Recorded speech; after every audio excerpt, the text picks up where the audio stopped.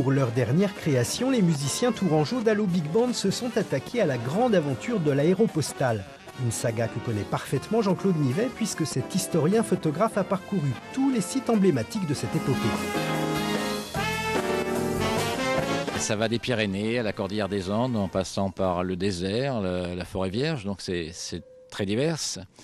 Et c'est donc ce mélange un peu pour essayer de retrouver un peu leur ambiance, le risque en moins bien évidemment, mais cette ambiance de la ligne. Et imaginez qu'en 4 jours, ils partaient de Toulouse, place du Capitole, et ils pouvaient être au Brésil, extraordinaire. Qu'est-ce que j'apprends? Marcel Rennes et Georges Pivot étonnent et amusent le public casablancais par des vols à une altitude variant de 50 cm à 1 mètre du sol. Des héros farceurs.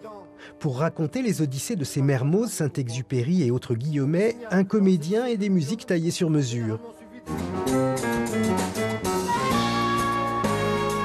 Les musiciens du Big Band ont dû eux aussi jouer les aventuriers.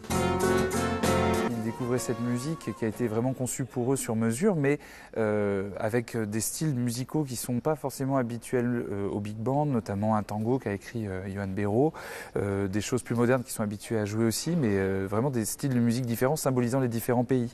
Donc du coup, c'était un peu la découverte aussi pour eux, comme les aviateurs qui découvraient un petit peu les voies de navigation, si j'ose dire, les voies aériennes pour parvenir à porter le courrier.